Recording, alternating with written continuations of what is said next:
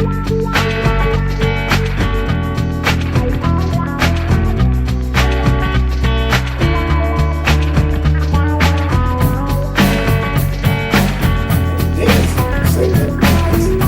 Education Charter School Update. I'm here with Bob Lysick from Executive Education. Good morning, Bob. Good morning, Michael. All right, Bob, I know you had a hiatus last week, and Ron Lacey stood in for you. He did a great job. He did? Excellent. Yeah. I figured he would. Yes, he did. Yes, he did. So now you're back, and now you're back to business. That's correct. Right. So give us an update on what's going on with your situation in your charter school. Yes, the update is really we're truly in the home stretch. Tomorrow is the vote, or the resubmission occurred, which I've talked about multiple times on the air. I'm sure Ron Lacey did the same. You're fully aware of the resubmission and where we stand. And the 22nd, which is tomorrow, at the ASD Administration Building, 7:30, they're going to do a revote or another vote. And we will find out tomorrow where we stand, either with a denial or approval.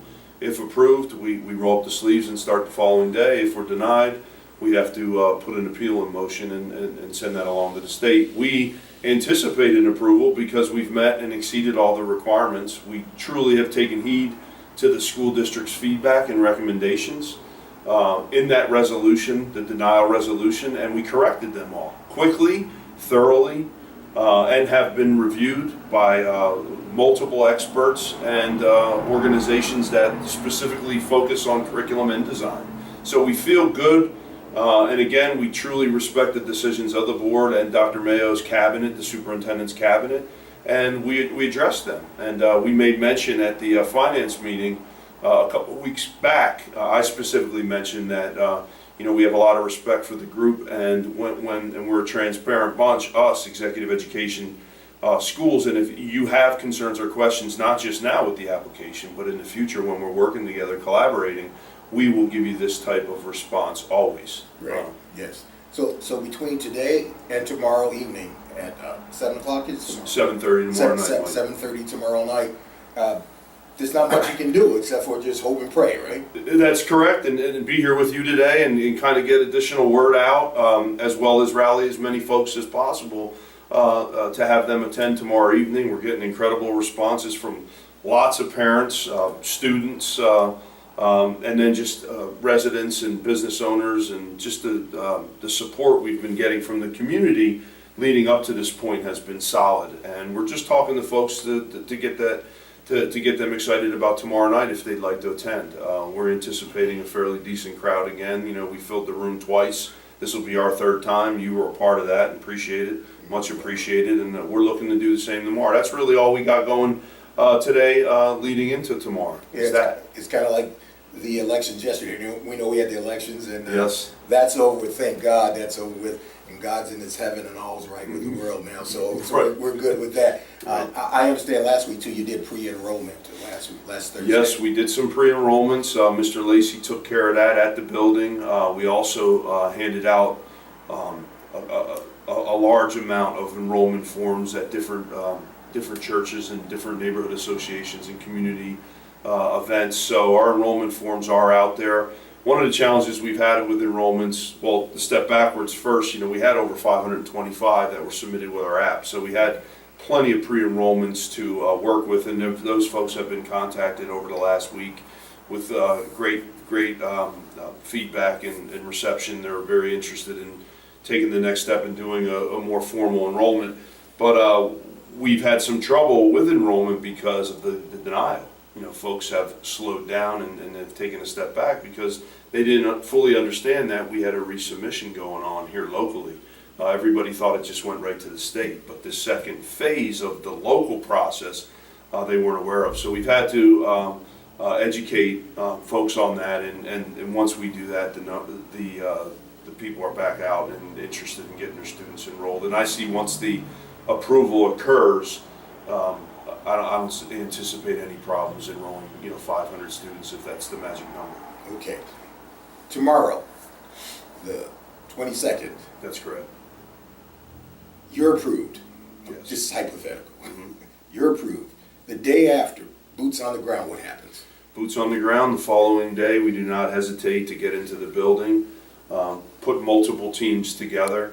start interviewing multiple teams. I mean, the landlord and their facility teams, and then us in design, building design, and logistics within the building will be discussed, and we'll do multiple walkthroughs to figure out, what we're going to do with the existing space that we're going to have. Then, also we need to talk about our relationship with McGraw-Hill and how we want to pursue forward with them with curriculum and design and materials. Also then, office materials will be ordered.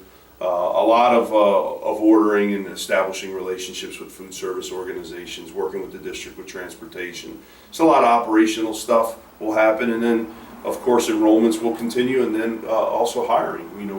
We have a large pool to choose from currently, but then you will see constant advertising going on through all types of different channels, and we'll get people in the door, and we'll start doing hiring, and we'll start doing interviewing and hiring for start dates. Your hirees, what's the number? Pretty much. I think right now in our pool we have over 50 candidates, 50 all certified, all credentialed in their field, whatever that may be. Because you have multiple different types of specialists. You have your teachers, different types of teachers, content teachers, administration. You have behavior specialists. You have administrative people, food service people. Those type of people have a lot of those folks have already applied. So we'll sift through them, call them in. We have a standardized and fair process to interview everyone, and there is an interview process as well for a teacher. For instance, they'll conduct a mock lesson in front of a board. And then, additional questions, of course. It sounds like such a huge endeavor. I mean, it's just so much going on. It's not just what people think. It's not just you making a request and then somebody sits back and thinks about it and gives you an answer. There's all this whirlwind of things going on. I don't know how you guys handle it, but I'm learning as I go with you and see what you do, how complex it is, and really people don't understand all the behind the scenes things. Yes. If you show up at the meeting tomorrow on Thursday night, realize all these things have been in the making for just to get to that night. It's a very good point. People from outside of you've seen up close since really we started going back to August.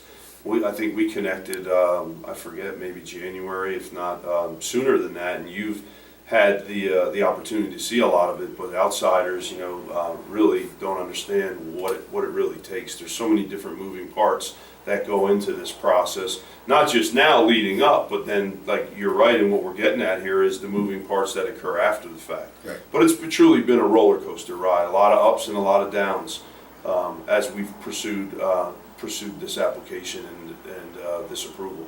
I will say your engagement with the community has been tremendous. Your charitable contributions, your clothing giveaway, Yes. and even you and Ron Lacey's involvement in the community on a one-to-one basis with people. You don't see that a lot, and I think that's what sets charter schools apart from some other schools sometimes, is the engagement. The principal meets you at the door, makes the student feel at least that they're recognized. Yes. You guys, when you went for your petition signing, not your petition, but yeah, it was a petition. Our petitions, Yes, yes. yes, sir. And when you went for that, it was very personal. It was very up close, in your face type of thing, engaging. So I commend you on that. Thank you. I know that. You can probably hear my voice. I'm a little bit pro executive education charter school, but that's because I've seen what they've done. So it's just a witness to the efforts that they've made. Appreciate that. Oh, Thank you. you're more than welcome. Now, just moving forward a little bit, again, continuing in the process of what happens afterwards.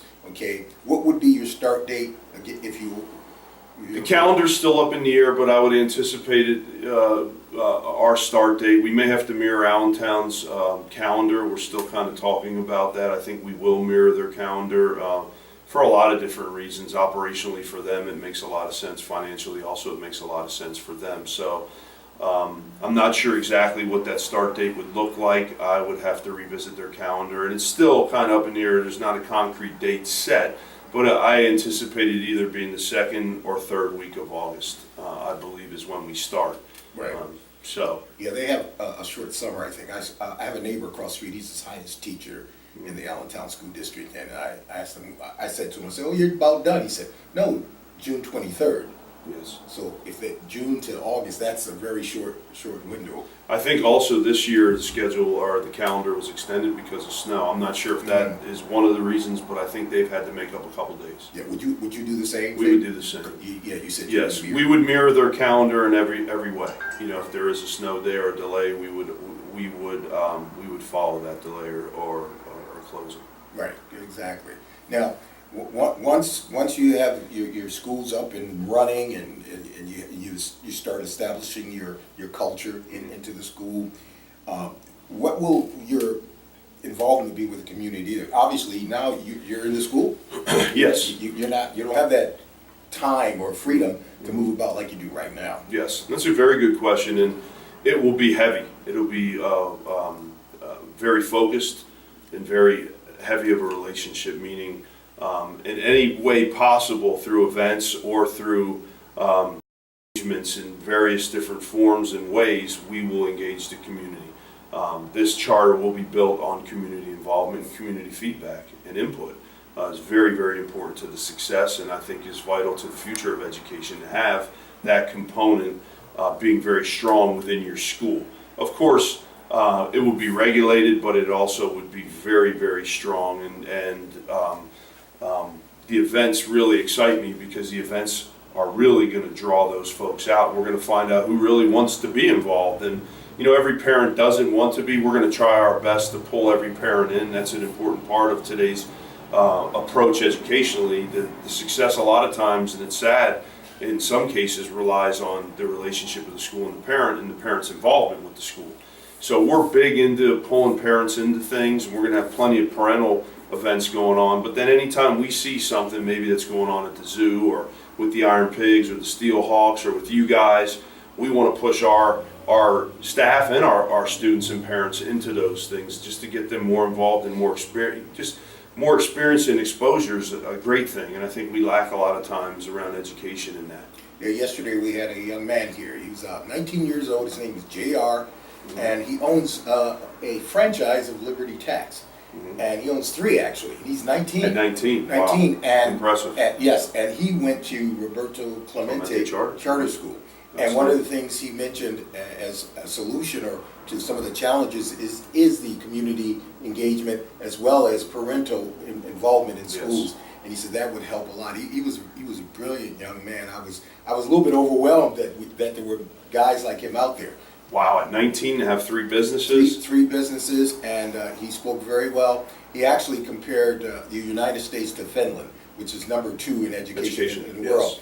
Of course, we know there's 2 different cultures there, but he was very, very adamant about changing the school culture to resemble something like that. You know, Right, where right. what do they call it? The standardized tests are minimal.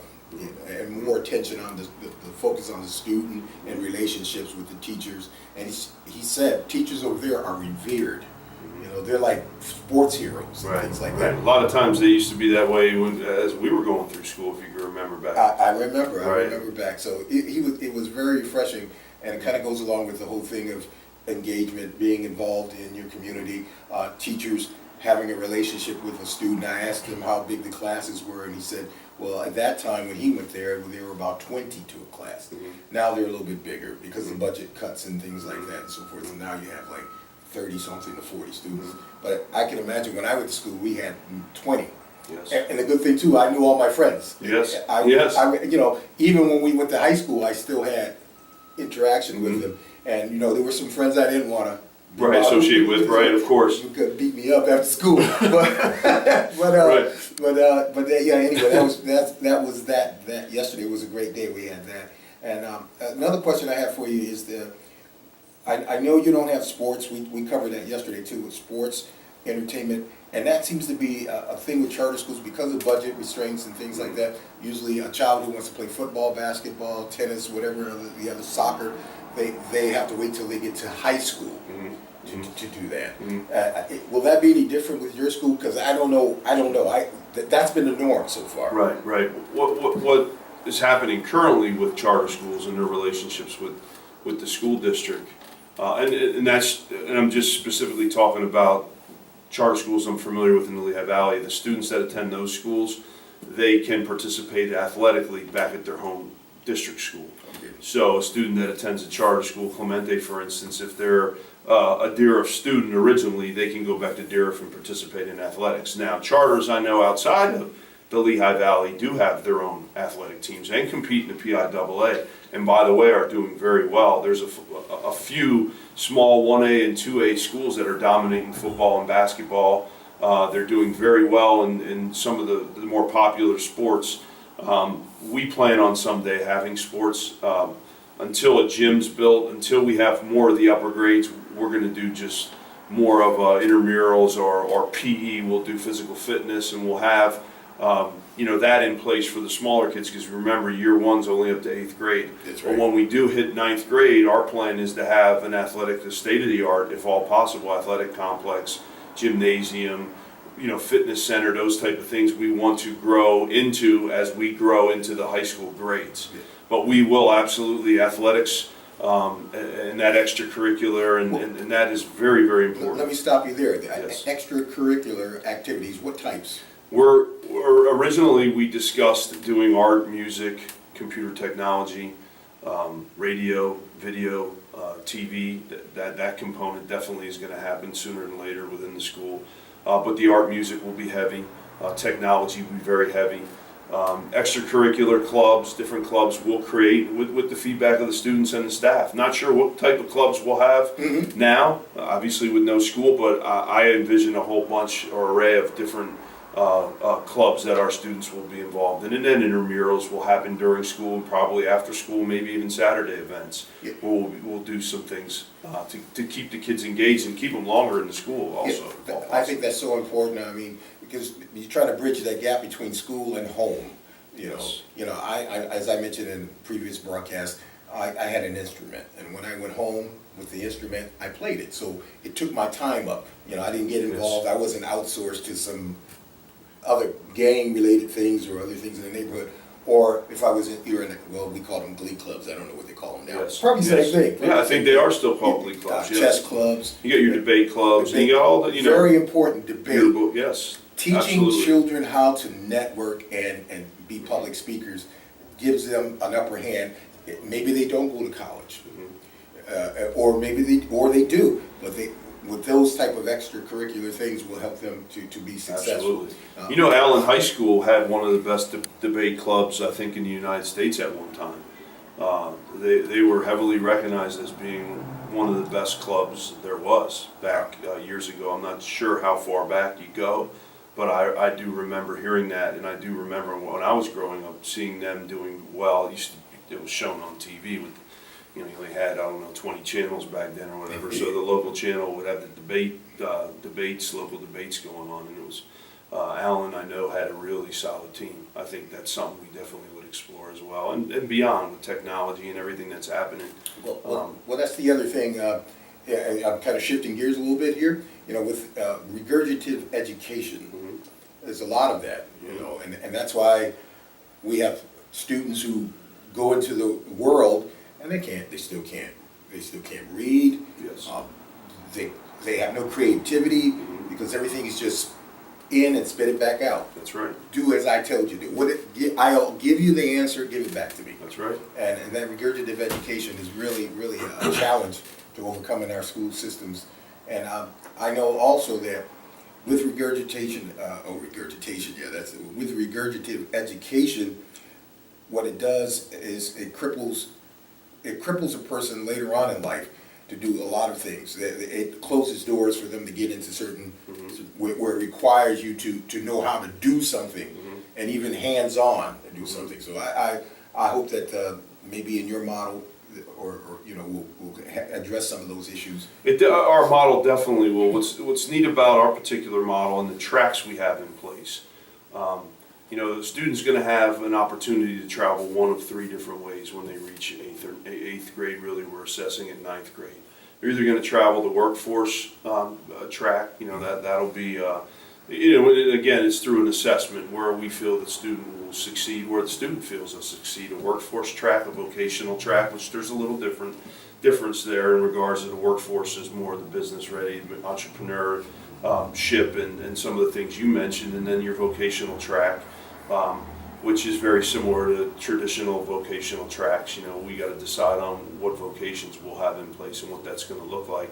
Also, we'd like both of those tracks to be affiliated with Career Links once we are awarded. We want to establish a quick relationship with them.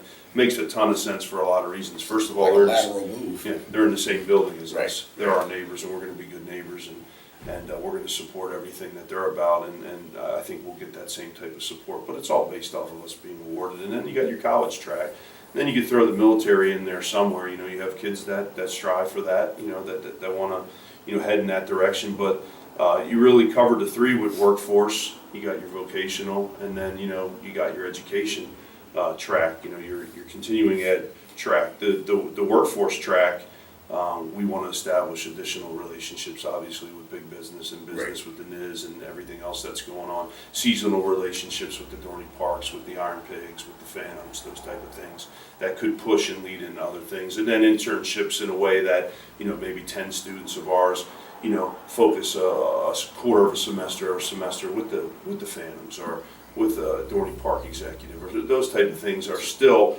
in our minds of what we want to do and have been rolled out in paper but haven't been finalized, formalized. That takes a little time. It all depends on how and when we're awarded. Yeah, there are a lot of jobs in the business sector that I call them jobs that no one wants to do. You have your manual labor jobs, then you have your union jobs, you have your corporate jobs. But in between there's a space where there's jobs that no one wants to do. That's right. Back in the day, we used to work at a factory and you had an oiler. Yes. He just came around and put oil. The union guy said, I'm not going to oil that thing. Right. And the other guy, that's not my job, I don't do it. But somebody else would come along and just put an oil can. Right. And then make sure that machine kept moving and so forth. So there are... That's a good point. I want to add something to that because we all started that way. And I think in today's age, kids don't understand that or are not taught that you need to start somewhere. And that needs to be a launching pad or a stepping stone to something bigger and better down the road. But there's nothing wrong with the McDonald's and the Burger King. I delivered papers for almost 7 years. That was my start. That taught me work ethic and taught me responsibility and commitment and those type of things. And I think we need to do a better job of explaining to the youth of today that there's nothing wrong with that. Right, and also, the first time I think I was in my 20s when I heard the word neophyte. And I said, what? I thought it was some, but anyway, because at that point I didn't know how to use specific tools. And someone said, oh, you're a neophyte. And I said, that sounded like something very bad. Right. But a lot of our children are not prepared to go out into the world and do things. They don't know, they have no clue of how to fix anything or how to... That's correct. To master certain things. Correct. And one of the things that brings to my mind is about, being able to, as again, learn how to network, know how to public speak, even if you're working at a McDonald's. That's another way to move up. Absolutely it is. Yeah, absolutely. You can definitely move up with that. And also, I'm just trying to get me gain the thought real quick about the neophyte thing. Math. Everybody's afraid of math. It's just like, I like history, I like language arts, and many like science. Science is making an awesome comeback. Thanks to that guy on TV, I can't remember his name, Tyson, Cosmos, he does. Yes. He's an not astro, but he's I can't think of the name, but he's a physicist anyway. Right. And so science, but math, which is, I believe that's the key to everything. Everything's an equation. Math is hard to learn. And a lot of times it's because how it's taught. I know if math had been taught to me according to my culture, I would have done well. But mathematics in school seems to be such a problem with children. And I think if children were able to do things hand-on, like put a window in, or you have to figure out how to make that window fit, or how that you have to be more creative in this day and age in the classroom. Yeah. Those are great lessons there. The hands-on lesson. The students have to be able to relate a little bit more to what's being delivered. Right. Absolutely. I think you're 100% correct. And you have to change with the times, and we're going to be ever changing, Right. with the times. And even with the, with the social media and Yes. everything else they're doing, I'm kind of lost in the sauce when it comes to I have a 2-year, I know a 2-year-old who can work circles around me with the phone, but even with the social technology, it's, a teacher can't tell a student basically, you need to do that, they'll ask the question, why? I can look it up on my, Just Google it. just Google it. I'll Google it Yeah, on the so- spot. On the spot. So technology has to be incorporated into the classroom. I see 5 years from now, McGraw-Hill will be the first to tell you that you will no longer see a textbook in a classroom. You're going to see everyone with an iPad. You hear that, Texas? Yeah, right. Well, that's the future, and we have to adjust to the future, and you make those adjustments. Well, why will a student research when they can just Google? You know what I mean? You have to adjust to the times and incorporate that into your learning tactics. Right, yeah, and you think. Or teaching tactics, I'm sorry. I understand what you meant. Even with the social media, when it comes to being able to get attention, Chuck D's a rapper Yes. from Public Enemy. Public Enemy. Oh, okay. We go play with Public Enemy. He said attention is the new currency of our age, Mhm. and we see it. If you don't know how to speak, if you can't, use your critical thinking, if you can't learn how to manipulate social media and things like that, maybe you won't have a good chance of making a good earning a good living out here, because the attention is everything. We see it every day. Instagram, Facebook, Twitter.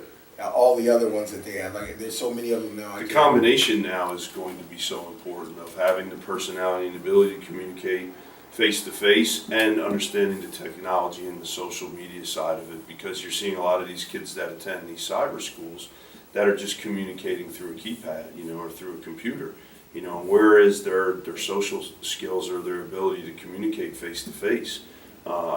You have to have both, in my opinion. It's going to be very, very important that we teach kids both going into the future, because unless you want to sit in front of a computer, and there's plenty of jobs that are out there to do just that, but you still have to get through the interview process. You still have to have some human interaction, and human interaction is key.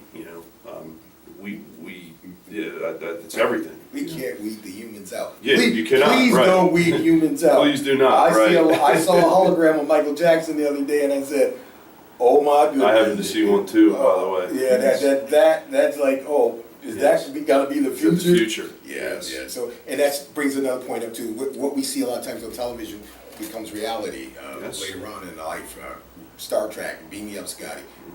Quantum physics, all that kind of stuff. Some of that stuff, is really being done, folks. It's really Yes. being done. There's just one other element before we get out of this thing here today. That is, okay, tomorrow night, I can't stress it enough. Tomorrow night, if you can attend down at the ASD, I think it's on, 31 South Penn Street. thank you, 31 South Penn Street. Across from City Hall. Across from City Hall. I would say get there at 6, because it's gonna start filling up. Yes. And just let your presence be known. We need both here at Allentown. We need both public education. Absolutely. Well, we actually need private education, and we need the charter schools here in Allentown. This is not a competition. This is not a rivalry whatsoever. This is about helping our children. It also is about creating other job sources for people in our community, in our area, to have a living, so that they can input in the community, put money back into the community. Yes. So, Bob, you have any closing thoughts? That's a very good point, just to close things up here today, is, we're attempting to support and collaborate to establish a great school network here.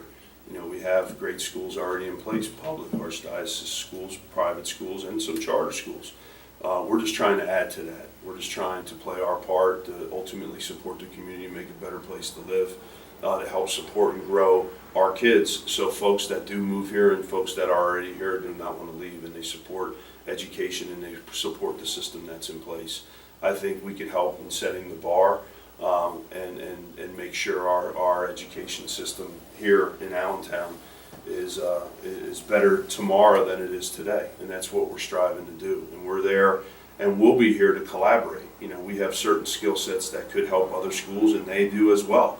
and we're going to pick from them and pick their brains, if allowed, in collaboration to become better. And we would hope we could do the same with those folks, because we do have a model that we have seen over the years work.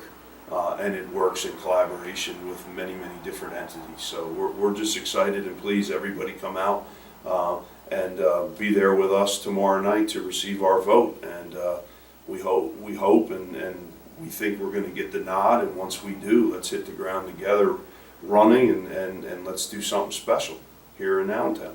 Cool. Well, you folks, you can follow Bob in Executive Education on Facebook, and they also have a website. What's the website? Website's www.ee-schools.org. Please check us out there. LinkedIn, of course, as well. And my information is my cell's 215-669-3930.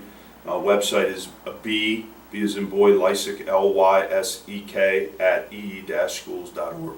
Okay, cool. Bob, I'd like to thank you. Thank you very much. Yeah, it's going to be a pleasure. Great run. I'll be there tomorrow, and Thank hopefully, you. folks, you'll be there too.